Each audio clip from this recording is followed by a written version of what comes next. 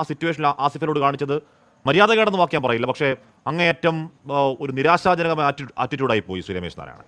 കുറച്ചുകൂടെ മാന്യതയോടെ സംസാരിക്കണം. ഞാനൊരു സെലിബ്രിറ്റിയാണ്, അത് ഓർമ്മ വേണം. ആസിഫ് അലി ആ വേദിയിലേക്ക് പ്രതീക്ഷയോടെ വരുന്നു, ഒരു ചിരിയോടെ അങ്ങേക്ക് ഉപഹാരം തരാനുള്ള വലിയ ബഹുമാനത്തോടെ അങ്ങേക്ക് വരുന്നു.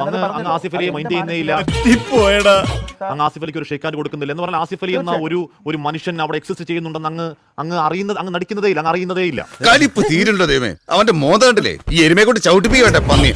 അങ്ങ് അതിനെ പൂർണ്ണമായി അങ്ങ് അവഗണിച്ച് കളഞ്ഞ് അങ്ങയുടെ സുഹൃത്തായ ജയരാജനെ വിളിക്കുകയാണ്. വേണ്ട വേണ്ട, നീ പലതവണ പറഞ്ഞതാ, കേട്ടില്ല.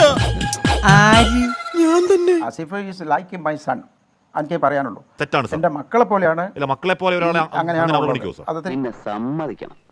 നിന്റെ വായിൽ എങ്ങനെയാടാ ഇത്രയും പെട്ടെന്ന് ഇത്രയും വലിയ നുണകൾ വരുന്നേ? നിങ്ങളുടെ മക്കളെ പോലെ ഒരാളാണെങ്കിൽ എന്താ താരതമ്യേന ചെറുപ്പക്കാരനായ ഒരു യുവാവായ 10-15 വർഷം സിനിമയിൽ നിൽക്കുന്ന അവമാനിക്കരുത്. ഞാൻ നല്ലൊരു കുടുംബത്തിൽ പറഞ്ഞവനാണ്. നീ നല്ല കുടുംബത്തിൽ പറഞ്ഞു, ഞാൻ പിന്നെ മറ്റേ കുടുംബത്തിൽ പറഞ്ഞാണല്ലോ.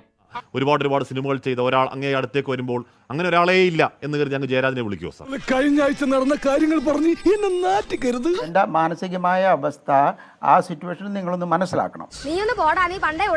അങ്ങ് ആ വേദനയിൽ നിൽക്കുമ്പോഴും അങ്ങ് ആസിഫ് അലിയെ 100% അവഗണിക്കുമ്പോഴും അങ്ങയുടെ സുഹൃത്ത് ജയരാജ് വരുമ്പോൾ കെട്ടിപ്പിടിക്കുന്നുണ്ടെന്ന്. നീ എത്ര പുളു വേണമെങ്കിലും അടിച്ചോ, പക്ഷെ കേൾക്കുന്നവർ കൂടി ദഹിക്കണം. ആസിഫ് അവിടെ നിൽക്കുന്നു എന്നാണ് ഞാൻ കരുതുന്നത്. ആ തിരിഞ്ഞു നോക്കുമ്പോ ആസിഫ് ഇല്ല. എനിക്ക് ചൊറിഞ്ഞ് വരുന്നുണ്ട് കേട്ടോ. അങ്ങയുടെ മകനെ പോലെ കരുതുന്ന ആളോട് ഒരു ചിരി പോലും കൊടുക്കാതെ, ഒരു സ്ഥാനം പോലും കൊടുക്കാതെ വിട്ടിട്ട് അങ്ങനെയാണ് സാർ കരുതുക ആസിഫ് അവിടെ നിൽക്കുന്നു എന്നുള്ള കാര്യം? ശരി.